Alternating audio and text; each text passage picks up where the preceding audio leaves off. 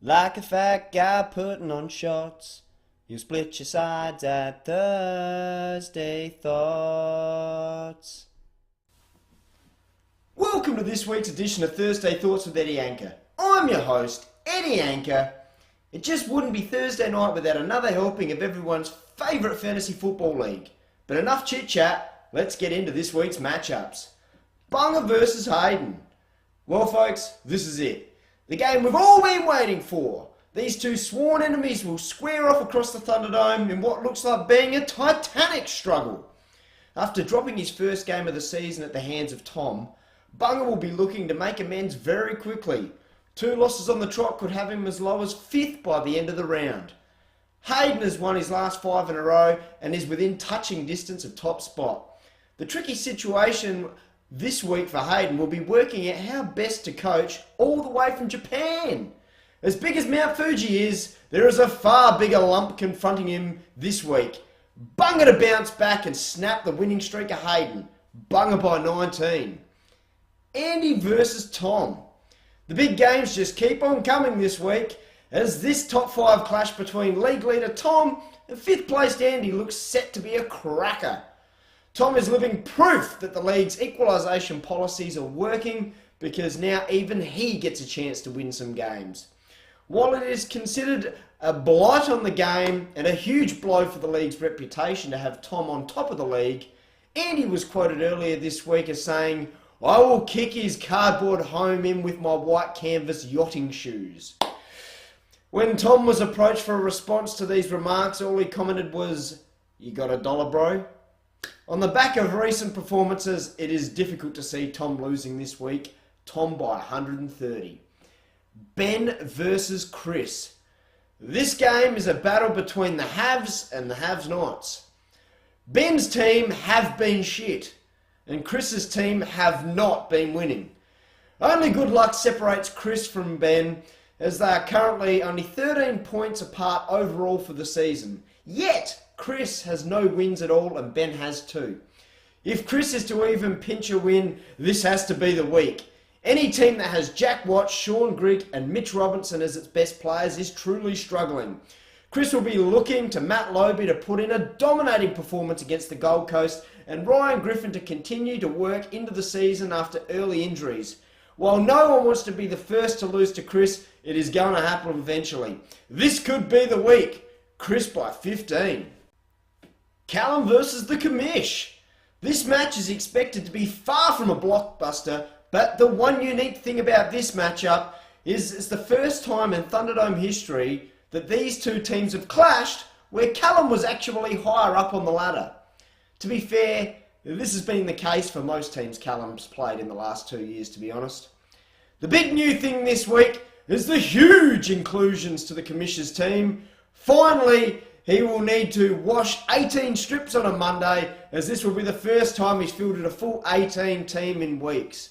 With hulking power forward Charlie Dixon training the house down and important inclusions Deledio and Hearn, all of a sudden there is some serious swagger down at the Commissioner's lineup. On the other side of the fence, Callum will finally start a match as favourite and wouldn't want to fuck it up.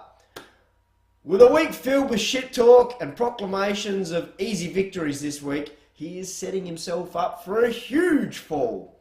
I don't see it as a problem though. A victory is on the way for Callum. Callum by 93 points. Matt versus Steve. After saving himself the embarrassment of being the first loss to Chris last week, Steve will be hoping that victory can reinvigorate his season as he's starting to loom as an unlikely recipient of this year's wooden spoon. With a high draft pick, all the pressure was on him to perform this year, and so far he is in dire need of a little blue pill to get his performance going, if you know what I mean. Matt, on the other hand, has overcome a small slump and is all of a sudden sitting comfortably inside the top 4 with his eyes on a top spot left open by the loser of Bunga or Hayden.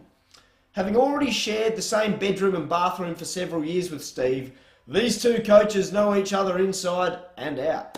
The recent drop in output by Selwood and Cochin has seen Steve struggle to pick a reliable captain. Perhaps with GWS coming up, he might look to Jay Schultz to lead his team with a big bag. Won't help him though. Dangerfield against the D's has trouble written all over it for Steve. Matt by 210. Tricky versus Robbo. This may be one of the few games this year where the two teams shake hands and wish each other luck before the game. These two may be mid-table, but they are certainly 1 and 2 in the Gentleman's Stakes. As far as the game is concerned, it can go one of two ways. Either Tricky will manage to keep 18 players on the park and will win easily, or his team will be involved in a final destination type series of events where his entire team will get wiped out over the weekend and he'll lose. Robbo managed to lose to a score under 1600 last week, so he will be looking to bounce back hard after that embarrassing defeat. Surely Tricky has had all the bad luck he can handle for 1 year, so I'm backing him in as the lock of the week. Tricky by 300 points. Now it's time for the ladder. And as we head over to the ladder, you can see we have a new league leader. After his stirring victory last week, Tom now heads all comers. Leads on top of Hayden, who has been in red hot form lately. And as you can see, Bunga has begun his descent down the mountain as we all expected. At the other end, it is hotly contested wooden spoon battle as Chris is nipping on the heels of the commish, who is stranded on 1 win and has been for quite some time. It's going to be a close season this year, boys. Now, we move on to Free Agent of the Week. Going for another under-the-radar type pick this week. Kind of have to with a severe lack of talent in the free agency pool. We head to the Western Derby, whatever. So much planning tends to go into these big games that it's the lesser known players that seem to sneak under the radar and score big in these sort of games. Freo always create plenty of stoppages and plenty of contested ball. This means big points to be had. A player who averaged 6.7 tackles a game last year and 12 contested possessions a game is perfect for this kind of game against Fremantle. I'm speaking of up-and-coming midfielder Mark Hutchings. He now has 2 games under his belt after a minor injury setback at the start of the year, and he looks set to start winding up his numbers. This week is as good as any time to jump on board. Mark Hutchings, get on him. Now, we've brought back one of our regulars this week. He has been off in Geneva for the past 5 weeks, getting his hands dirty and his mind busy with some of the brightest minds and most lateral thinkers on the planet. Apparently, after 5 weeks of intense research and numerous study groups, we can go back to the lab with Professor Crab and find out what groundbreaking answers have been reached in his time away. I give you Professor Crab.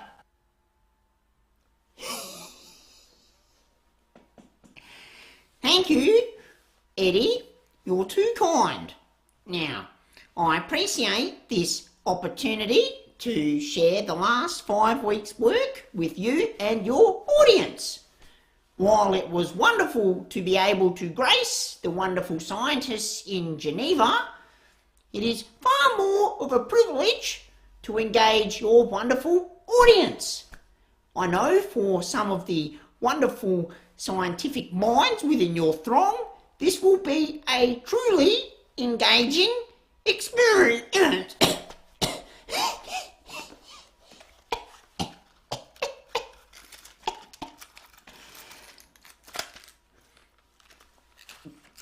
Oh, my allergies. That's a good antihistamine. Sorry about that.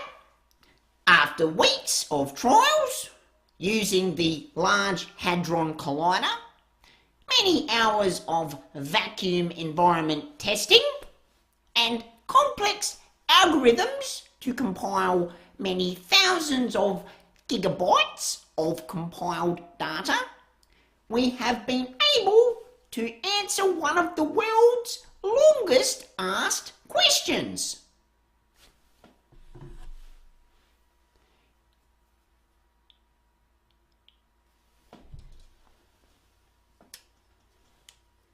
This piece of string, the answer is 29 centimetres.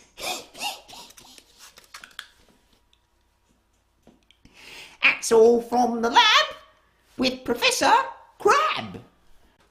Thank you very much for that, Professor Crab. At least now when someone says how long's a piece of string, I'll be able to tell them the answer.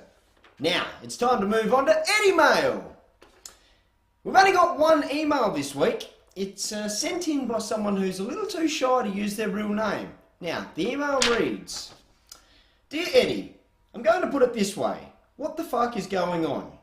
You tell your viewers that every week the emails will be shown on air. Now this segment isn't going to boom if you only put half-wit Pat's emails on every week and not everyone else's. I still manage to take time out of my day to support this stupid show and you don't show any consideration.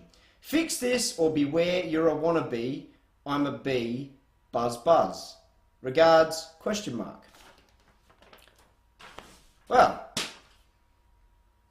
thank you for writing in ? But I really don't know what to make of this other than perhaps you should use your allotted 25 minutes at the asylum on the internet to watch porn or perhaps download some songs. I read your email out. My only hope is it doesn't get you too excited and you drown in your own drool. Thanks for watching and keep on punching, sport. Now, we move on to Eddie Anker's Weekly Wanker. This week's wanker comes from an experience near and dear to my heart. This week, a close friend of the Commissioner, my close friend, the Commissioner, had an experience that is becoming all too common practice within this league. Gone are the days of fair trading and trying to come to an amicable agreement for all. These days, it seems to be all about how much you can screw the person you are trading with. Well, this week it reared its head in an ugly way when the Commissioner was approached about a trade deal. A deal was struck and agreed to by both parties. Soon after, the Commission finds out the reason for the stalling is that he'd been offering the agreed trade to everyone else after already agreeing to approve it. The Commission's firmly against shenanigans in the trade game and blacklisted Steve on the spot and withdrew the deal. There are two rules to fair trading. Number one, don't waste people's time. Either do the trade or shut the fuck up. Rule 2, do the deal straight up. Don't play one off against the other. This isn't fucking Kmart. There's no price matching here, you tight ass cunt. So, true to form, Steve has again shown himself to not only be underhanded and devious, but to be an all-around shit bloke. To top it off, he is now Eddie Anker's Weekly Wanker for this week. I hope everyone enjoys their weekend. Stay safe and good luck with your teams. Bye for now. Thursday night is here again, a little after 10:15. The wife's asleep, the children too. That leaves a man with one thing to do. Bring out the laptop, it's time for your date. Settle in and learn your fantasy fate. With a bang, Eddie welcomes you in. He turns his hat, then it's time to begin. The week that was, you might rather forget. Who is the dud and who is the jet? Start the weekend with a dose of the anchor. And laugh your ass off at Weekly Wanker. Like Federer down at the cots. Here's your serve of Thursday thoughts. Like a hobo eating his Watts. Here's your fill of Thursday thoughts. Like a fat guy putting on shorts. You'll split your sides at Thursday thoughts.